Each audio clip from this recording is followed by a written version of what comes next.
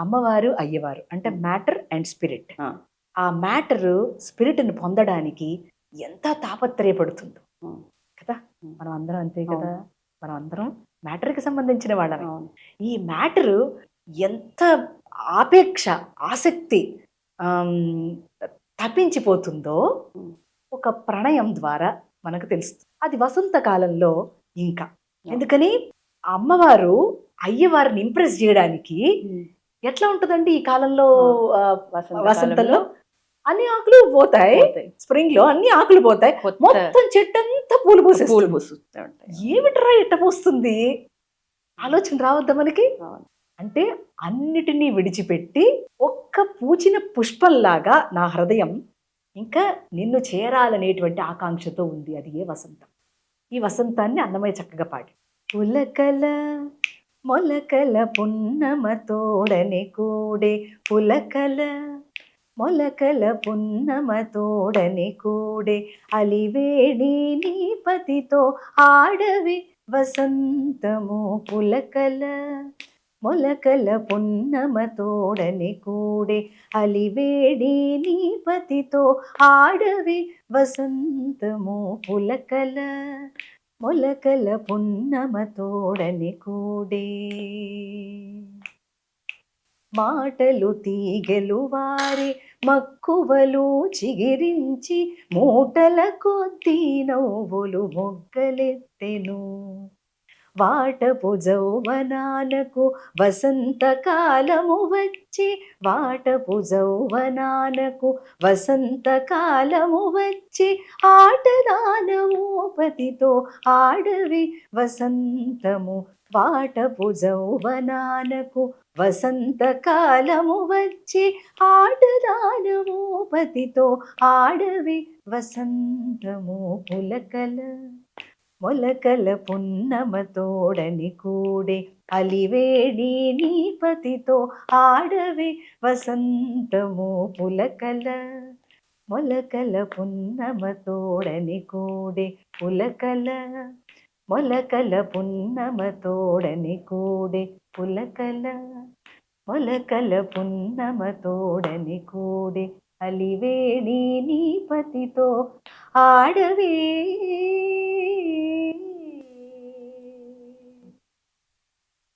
అమృతం అమృతం చెవుల్లో పోసినంత వినసొంపుగా ఉంది. అమ్మ, మీకు అన్నమయ్య కీర్తన అంటేనే మీ పేరు వినిపిస్తది. టీటీడీలో మీ పాటలు, మీ స్వామికి సంబంధించి మీరు ఆలపించిన గీతాలు అసలు దేనికదే ప్రత్యేకము, దేనికదే చరిత్రలో ఒక గట్టి ముద్ర వేసుకున్నాయి. మీకెప్పుడు ఇటువైపు తొలి అడుగు ఏ ఏజ్ లో పడింది? నేను చిన్నప్పటి నుంచి 7th ఇయర్ నుంచి నాకు సంగీతం నేర్పించడం మొదలు పెట్టేశారు ఇంట్లో. అప్పటి నుంచి పాడుతూ ఉన్నా. ఏదో లల్లై పాట పాడటమేగా, ఏమి స్ట్రిక్ట్ గా క్లాసెస్ కి వెళ్ళి అట్లేం కాదు. అట్లా కాదు.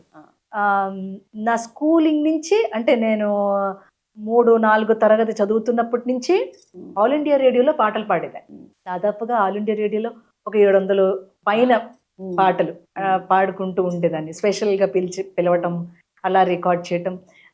అదొక ఎరా, అదొక అసలు అప్పట్లో వినే శ్రోతలు కూడా అట్లనే ఉండేవారు. అలాగే ఉండేవారు. రేడియోనే అసలు అద్భుతం అన్నమాట. అసలు ఆ వాక్కులోంచి మొత్తం దృశ్యం అంతా కనిపించేది పాటలోనే అంతా. అలా చేసేవాళ్ళు. అంటే 7వ ఏట నుంచే నేను సంగీతం పాడతాననేటువంటి దాన్ని గ్రహించి ఇక అప్పటి నుంచి సంగీతానికి పంపించడం, ఇట్లా ఆల్ ఇండియా రేడియోలో పాటలు పాడించడం, అలా ఆడపాదడప అట్లా ఇంట్లో కూడా అలాగా సంగీతం పాడటం. మా ముత్తాత గారు మృదంగం వాయించేవారు. సో ఆ చిన్న DNA ఏదో వచ్చిందంటారు నాకు.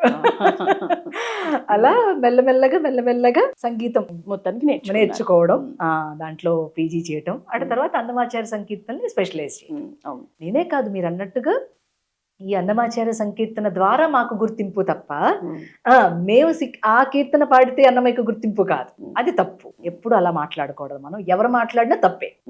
మనం వారి సంకీర్తన పాడుతూ వారి ఇచ్చిన భిక్ష ఈ ఈ చిన్న దాన్ని ఏమంటారు, ఒక మంచి గుర్తింపు.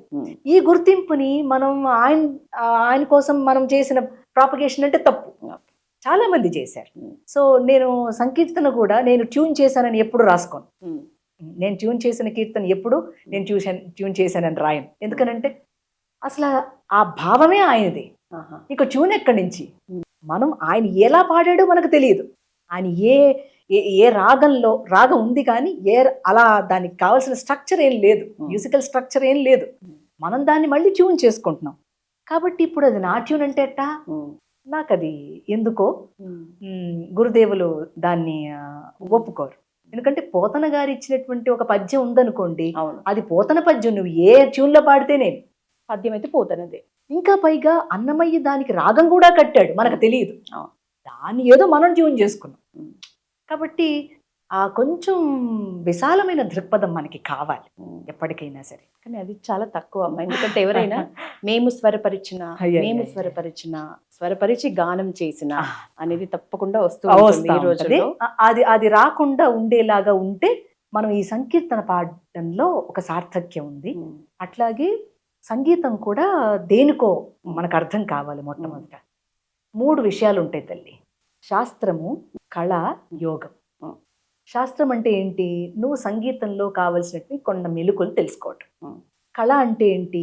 దాన్ని ఎలా నువ్వు ప్రదర్శిస్తావో అటువైపు నుంచి listener and the speaker are the performer, వాళ్ళు ఇద్దరూ కూడా చక్కగా ఇనిషియేట్ కావాలి. దాన్ని కళ అంటారు. ఇక చివరిది యోగం. అన్నమయ్య ఎన్ని కీర్తనలు ఎందుకు పాడాడు? యోగం కోసం పాడాడు. భగవంతుల్లో నిరంతరం లీనమయ్యి ఉండడం కోసం పాడాడు. మనం ఏం పాడుతున్నాం? కచేరీలా పాడుతాం. ఎంత తేడా ఉంది! ఆయన యోగం కోసం పాడితే మనం ఊరికే కళ మాత్రమే ప్రదర్శిస్తున్నాం. తప్పు కదా? అది కుదరదు. మీ వ్యక్తిగత జీవితంలోకి ఆ సంకీర్తన యోగంగా గనక పరిణమిస్తే అప్పుడు మీరు నేర్చుకున్న కళకి సార్థకత. లేకపోతే ఏదో డబ్బులు సంపాదించుకుంటాం, ఏముంది, ఎప్పుడో సంపాదించుకుంటాం, అలా అయిపోతుంది. అట్లా కాకుండా ఉండడమే ఈ సాహిత్యము, సంగీతం యొక్క ముఖ్య ఉద్దేశం. అఫ్కోర్స్ అంటే ముందు స్టెప్ అది కళగా ప్రదర్శించడం తప్పేం కాదు. కానీ దీన్ని ఏంటి అనే దాన్ని ఎప్పుడు ఆలోచిస్తే మన స్వరపరిచయం అనేది ఎక్కడ ఉంటుంది తల్లి? మన గుర్తింపే లేదు, మన ఉనికే లేదు. అసలు మన జ్ఞాపకమే లేకుండా పాడవలసింది కదా సంగీతం అంటే. మనం జ్ఞాపకం ఉండి పాడుతుంటే సంగీతం ఎందుకంటారు దాన్ని? ఇన్ని పాటలు పాడినారు కదా మీరు, ఇన్ని అన్నమయ్య కీర్తనల్లో మీకు తెలిసిన అన్నింటిలోనూ మీకు బాగా నచ్చిన? ఎప్పుడు చెప్తున్న మొనాటనస్ గా ఉంటదేమో మరి. చెప్పండి.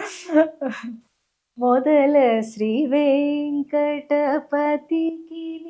చేయెత్తి మొక్కిన మాత్రము లోపలని పదిలపు షోడశ దానయాగములు పంచమహాయజ్ఞంబులును వదలక సాంగంబులుగా చేసిన వాడే కాడ పలుమారు మది నుండే కాయ క్లేశము మాటికి మాటికి తనకేలా త్రికరణ శుద్ధిగా చేసిన పనులకు దేవుడు మెచ్చును, లోకము మెచ్చును. 1 కోటి గుణితంబగు మార్గములుండగా ప్రయాస పడనీలా త్రికరణ శుద్ధిగా చేసిన పనులకు దేవుడు మెచ్చును, లోకము మెచ్చును.